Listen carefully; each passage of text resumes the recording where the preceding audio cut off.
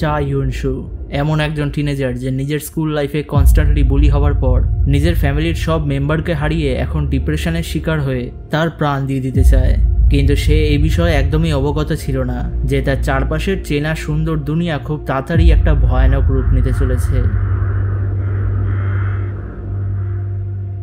8 August 2020 পৃথিবীতে হঠাৎ এমন একটা কার্স ছড়াতে শুরু করে যেখানে মানুষ নিজের ডিজায়ার্স, গ্রাজ ও স্যাডনেসের কারণে নিজের মনুষ্যত্ব হারিয়ে জম্বি লাইক মনস্টার্সে পরিণত হতে শুরু করেছে।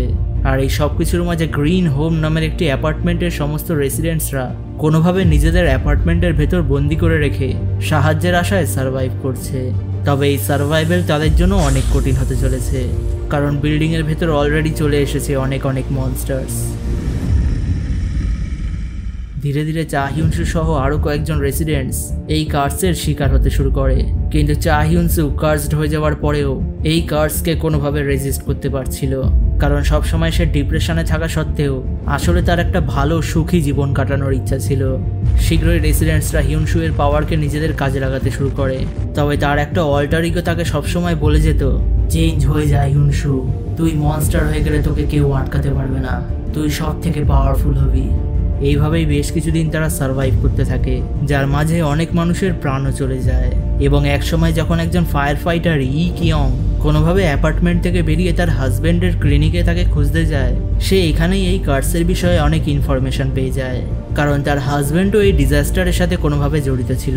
আর এখানে ই কিয়ংকে কিছু মিলিটারি ক্যাপচার করে নিতে জানা যায় যে কার্স হওয়ার 15 দিন পর যদি কোনো ভিকটিম হিউম্যান হয়ে সার্ভাইভ করে যায় তবে তার সাহায্যে এই কার্সের অ্যান্টিডোট বানানো যেতে পারে।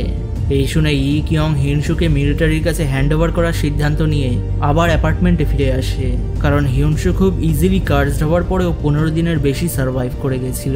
তবে খুব শীঘ্রই এই অ্যাপার্টমেন্টের ভেতরের অবস্থা একদম বদলে যায় যখন কিছু গ্যাংস্টার এই অ্যাপার্টমেন্টের ভেতরে এসে রেসিডেন্টসদের ওপর টর্চার করতে শুরু করে। হিউনসুর পাওয়ার্সের বিষয়ে জানতে পেরে কয়েকজন গ্যাংস্টার্স তাকে মারার চেষ্টা করে, কিন্তু তখনই তাদের গ্রুপের একজন মেম্বার জাং উই মিয়ং তাদের লিডারকেই মেরে ফেলে, যার কাছে ঠিক হিউনসুর মতোই পাওয়ার্স ছিল। জাং মিয়ং এরপর হিউনসুকে ইনফ্লুয়েন্স করে তাকে বলে, হিউনসু, হিউম্যানস আর মনস্টার্স কোনো সময় একসাথে থাকতে পারে না, আর ওরা তোকে শুধু ব্যবহার করছে কারণ তুই ওদের কোনো ক্ষতি করছিস না। তবে একবার যদি তোর কাজ শেষ হয়ে যায় তবে ওরা তোকেও সব মনস্টার্সদের মতোই মেরে ফেলবে, তাই চল আমরা দুজন মিলে সবার উপর রাজত্ব করি। এই বলেই জাং মিয়ং অ্যাপার্টমেন্টের সবাইকে হার্ম করতে শুরু করে, কিন্তু তখনই হিউনসু নিজের মনস্টার ফর্মে এসে জাং মিয়ংকে নিজের স্পাইকি উইংস দিয়ে ব্রুটালি মেরে ফেলে। সবার শেষে অ্যাপার্টমেন্টের সব রেসিডেন্টসরা একটি টানেলের দ্বারা অ্যাপার্টমেন্ট থেকে বেরোনোর রাস্তা পেয়ে যায়, এবং হিউনসু নিজের মনস্টার ফর্ম থেকে আবার হিউম্যান ফর্মে এসে নিজেকে মিলিটারির কাছে হ্যান্ড ওভার করে দেয়। তবে সে একদমই জানতো না যে জাং মিয়ং এখনও অবধি বেঁচে ছিল, আর এখন সে তাদেরই অ্যাপার্টমেন্টের একজন ডেড রেসিডেন্ট সাং ইউকের বডিতে ঢুকে গেছিল। তারপর